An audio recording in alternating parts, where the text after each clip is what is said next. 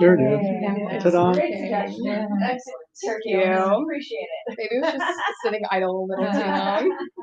Perfect. Glad to Okay. Excellent. Okay. Look at go. So, with that, we will reconvene this meeting. Please call the rolls. Okay. Chair Fields, Present. Vice Chair Witcher. Here. Commissioner Chiappi, Present. Commissioner Ocampo, Here. Commissioner Trapp is absent, and Youth Commissioner Jelniker is also absent. Okay, very good. That is your form. Excellent. Pretty much, but that's okay. We are holding meetings in person. If you are interested in speaking during public comment, please complete the request to speak yellow form on this table back here and submit it to the recording secretary. First up on our agenda is a ceremonial item. We're introducing two new staff people, two new administrative technicians, Ashley Snodgrass, and Lauren Allen. Please say a few words and introduce yourselves. Actually, if you wouldn't mind if I can introduce Okay, Joanne. that would be awesome. So we're so excited. We actually have now 3 administrative technicians in our department supporting different areas. And Ashley has joined us. Her previous role with the city starting in 2022 was with the Community Development Department. She has extensive background in supporting planning commission meetings. So we are so happy to have her here to help support us in our Park and Rec Commission meetings. And so she will be supporting our Recreation Division. And Lauren, who's sitting here to my left, she has been with our department actually for 10 years in many different capacities, starting at our different recreation centers at Beresford as well as the King Center, and most recently has worked in our athletics department division. And so Lauren will be supporting our arbor, parks, and landscape park cleaning division. And you will be seeing both of them here at our commission meetings because they will both be supporting those efforts. And just as a side update, Giovanna Orozco is no longer with the city, so these will be the faces that you will be seeing from here on out at our meeting. So if you want to say a few words about that, other than what I've said, then I feel free to. Don't have much else to say other than I'm excited to be in this position and to be supporting this commission and then potentially the senior advisory commission as well. I'm excited as well. Nice to meet you all and I'm happy to be here. Wonderful. Thank you, and thank you for all the with that, item number 2, Park and Recreation Commission meeting minutes approval. Do I have a motion to approve the May meeting minutes? So moved. Excellent. Please call the vote. Chair Fields, Yes. Vice Chair Witcher, Yes. Commissioner Chiappi, Yes. Commissioner Ocampo, Yes. and Commissioner Trapp is absent. And Excellent. Very good. Now we can move on to public comment. Members of the public wishing to comment on any item not appearing on the agenda may address the commission at this time. State law prevents us from taking action on any matter not on the agenda. Comments may be referred to staff for follow-up. Public comment is limited to a total of 15 minutes. However, an opportunity for additional public comment, should it be needed, may be provided later in the agenda. Do we have any non-agendized public comment? Chair Fields, we have 1 public commenter Excellent. at this time. We can do 3 minutes per comment. And then Chair Fields, where do you typically have public commenters? Can you just, Yeah, that's fine. Okay. Give me just a moment to pull the timer. Yep.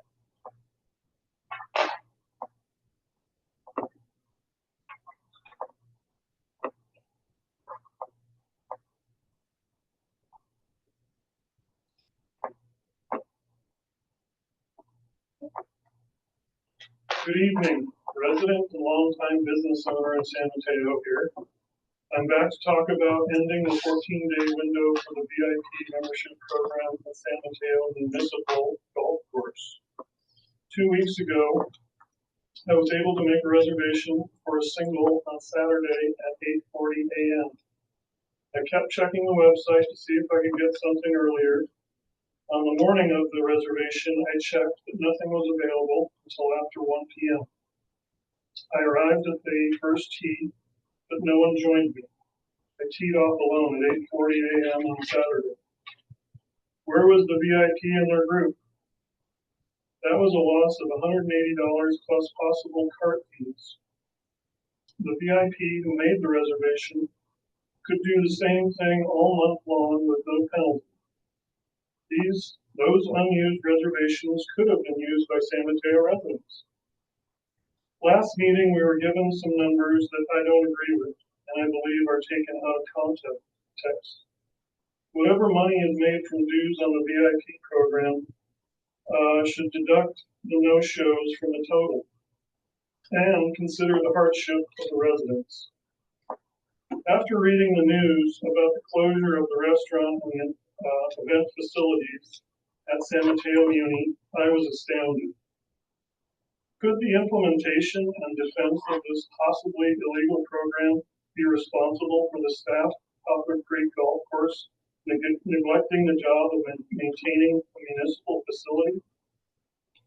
The losses from the damage are many times what has been made from the VIP dues. Could the San Mateo Municipal Golf Course be run like an efficient municipal facility, please? And the 14-day window for VIP membership program. Last Saturday, I avoided a confrontation with a VIP member with a reputation for bar fights and was called scared by someone who didn't know the circumstances. I fear this may happen to other residents. Thank you for the time. Now here's my petition with over 100 signatures. Thank you for your public comment. Do we have any other public comments? Chair votes we have none. None at this time, very good. Then we will move on and I will close public comment to item number 3, current department capital improvement parks projects update, which is an informational item, so there will be a vote, there'll be opportunity for comments, questions, and discussion. So with that, I will hand it over to our project manager. Good evening, everybody. Oh, I'm pulling up the presentation right now. Very good. Just a moment.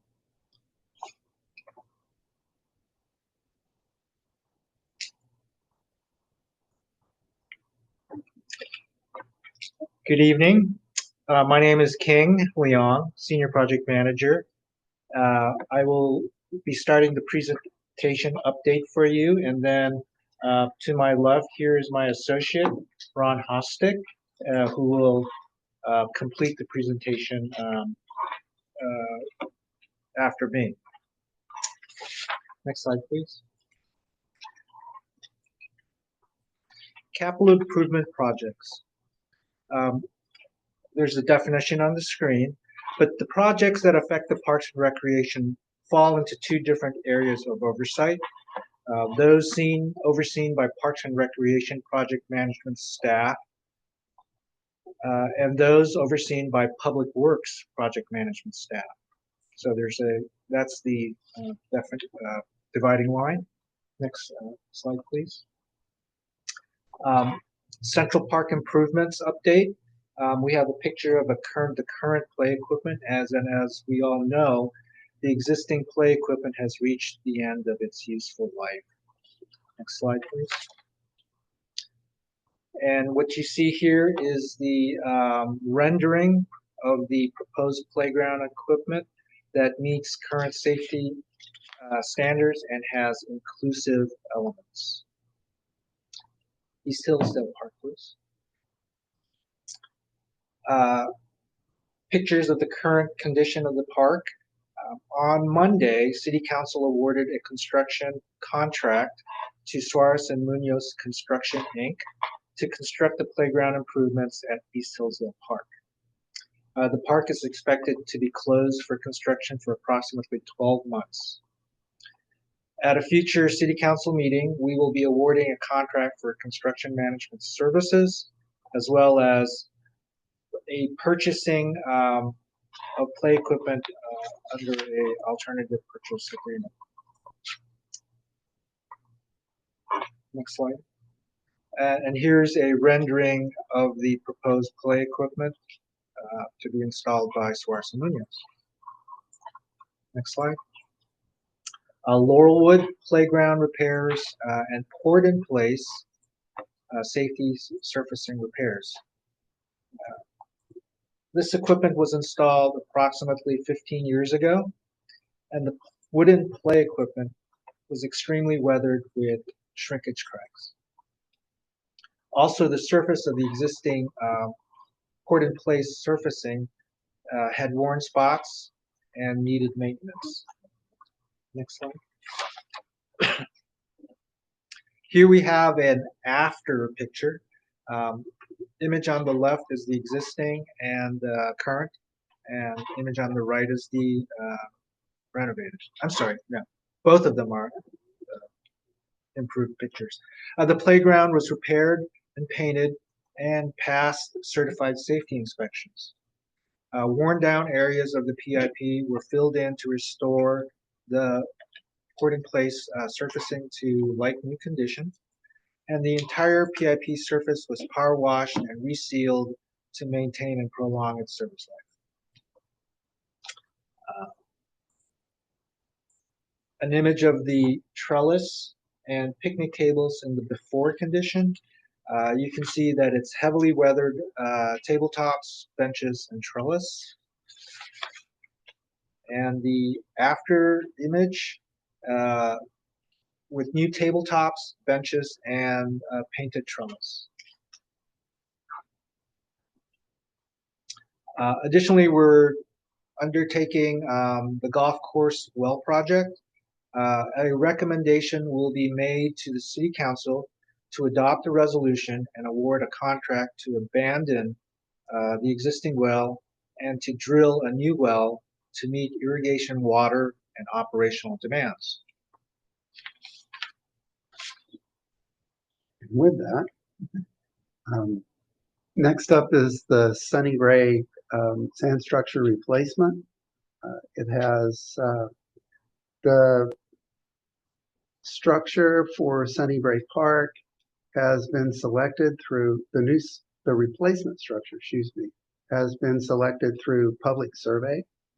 The previous structure had reached the end of its useful life and will be replaced this summer.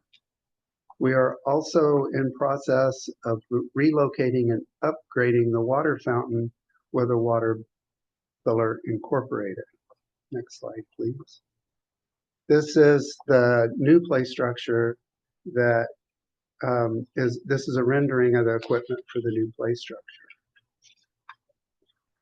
Next up are pour-in-place repairs at multiple locations across the city. As a part of our maintenance and repair efforts, several playgrounds with pour-in-place safety surfacing will undergo repairs in the coming weeks, including those at Washington, Concord, Ryder, Paddock, and Harborview Parks. Repairs at Laurelwood, as mentioned earlier, and Casanova Parks have been recently completed. This is a picture of the repairs at Casanova Park. Next slide, please. CalSense irrigation controller improvements. The city of San Mateo has been using CalSense irrigation control system since 2002. Our original equipment has become outdated, and we are now in the second phase of replacement. 21 controllers were replaced last year, an additional 20 purchased and ready for installation this year. Once complete, our entire inventory will feature the most modern equipment and software available. These improvements encompass superior communication, an enhanced operator interface, and the capability to remotely control irrigation through dedicated mobile applications. Slide, please. The median and island mulching project.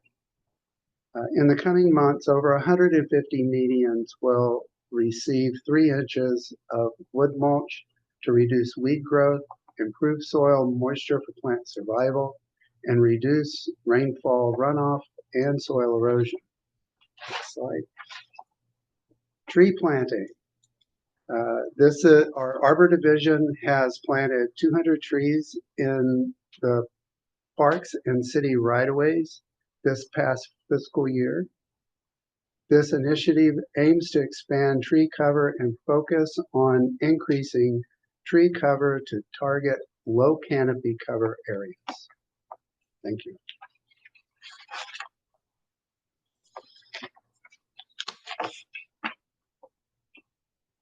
Thank you. So to review, I know capital improvement projects there's a long list of them, and it's always good to hear about what we are able to do and what we have done recently. With that, I will open public comment. Are there any public comments on this? Chair Field, is there a minute? Oh, I just wanted to ask a question. Okay. So Concerning this, members of the public can give a comment. Staff can decide if they're going to respond to it, if there can't be a dialogue. can I make a quick comment? By all means. Can, Hold on. let me pull up the timer first. Yep.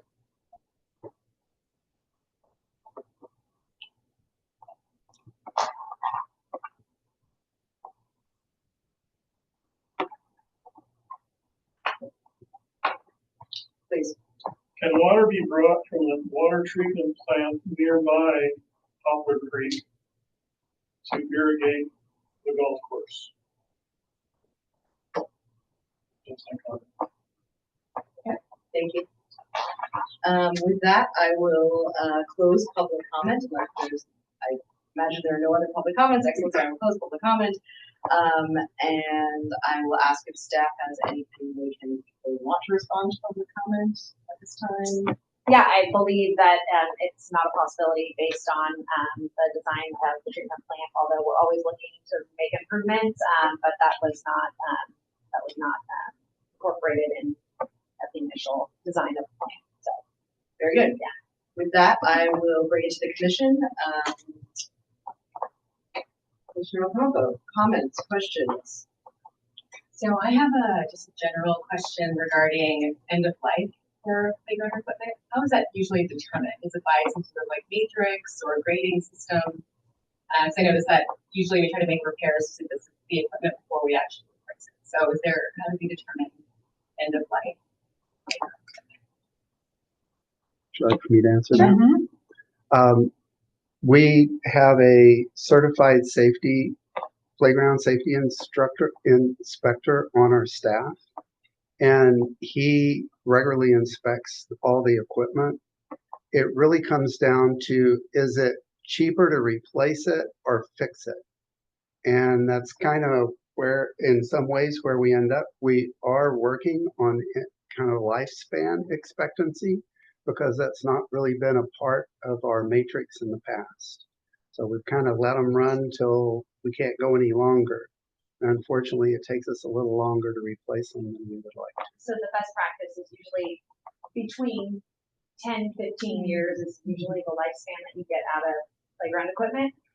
But it has the elements also are taken into account, and what products are used for the playground equipment. So some wood surfaced playground equipment that's in the sun all the time, in direct sun, it goes a little quicker than anticipated. So it's unique, and we're constantly looking at what is in the worst shape. And it's not necessarily the oldest equipment. So we're evaluating that. So the year it was purchased and what it is made of are taken into consideration as well. Right. I'm just thinking about the Central Park playground. The metal has been there for decades. Yes. It's still pretty stable right now, but just, it's not up to code. It's not those trendy. Stop keeping up with trends. Let's just say that. Don't trends go around? They every do. 20 They years? do. They come back around for sure. And then just one comment regarding the tree planting program that we have. I had a couple of neighbors around me make comments that didn't know that we had that program. So was just curious if next year when we have it again, that maybe we could give a little more promotion on that. So yeah, we have two programs essentially. We have a tree planting program for residents, and then the city takes on planting its own trees in the right of ways of parks. So it's both, but yes, we could certainly do a better job of communicating the free tree planting program for residents. And I'll take initiative to it. Yeah, Do it around my area. Yeah. Great. Great, thank you. Commissioner Kiosk? Thank you, King and Ron, for your presentation. My question is very information on media and I have missed it. Are these projects being currently funded by this current fiscal year's budget and the next year the beginning project identified? Yes, so a couple of these projects are multi-year projects. So like Central Park will likely be done in 18 to 24 months. So technically some of the funding will come out of this fiscal year, some will come out of next fiscal year, and so forth. But there are the new projects that we had presented to you for the upcoming fiscal year. Those will come out of that particular year that it has been adjusted. And then we have some that were on previous years that we have not gotten to yet. So, one of which is Skate Park. So we will be bringing that back to you in the next couple of meetings. So we're trying to just give an update as to where we are with some of the projects that are already started. Anything else? All right, Vice Chair Richard. I have only one question for King. My Joe homeowner bent on things. And the potential to save money. The tables of Laurelwood, is it possible to just get out a belt sander and resurface those things, throw some stain on it, and then they're good for another 5 to 10 years? That was done actually, and it was repaired frequently and to a point where now it's rotten. Our little termite friends got to them. So That does happen. Well, that's good frugal use of our assets. And I will make no flippant comments on the play structures in Central Park, which I played on when I was 5 years old. And they last. Okay, very good. Can you go back and talk through the poured in place repairs at multiple playgrounds? You named all the playgrounds very quickly. Name them again. I got Washington, Congar, and then Harborview. I don't want to miss any. We have Washington, Concord, Ryder, Paddock, and Harborview. Laurelwood and Casanova have been completed. Yes, I live maybe a quarter of a mile from Concord, so I wanted to just make sure I knew all of the parks that played here. I think that Central Park gets a lot of attention because it's the shining jewel of our Parks Department for very good reason. But the reality is the park that you walk to that is in your neighborhood park is important to, especially to each of our neighborhoods. So I just want to make sure I got that in place. Just a very small piece of feedback that I think would be helpful for the commission is in the future when we look at these CapEx projects, it would be, I think, useful, especially when there's so many different things happening, if you can work with the GIS department and map out where they're all located. Just like I think it's something that we want to think about when we're thinking about the limited resources of the capital improvement budget, and making sure that they're distributed. Look, obviously, even distribution across geography isn't necessarily always the most equitable, but it's, I think, a consideration that I would at least like to have that visual piece. So that's something that we're working on for the CIP overall, Great. for the future, working with IT, to try and do mapping of previous projects, current projects, and future projects, so that you can have a more holistic look at where the resources are going. Yeah, I think especially with the, like, the neighborhood parks, just wanting to make sure that everyone has a park close by that's working. With that, I will say, I think that, the word will keep it up, and, you know, I know that, like I said, limited resources and a lot of demands on those limited resources, so really appreciate all of the jump here, and we'll ask my fellow commissioners have anything else, any other questions or comments on this item? No. Okay.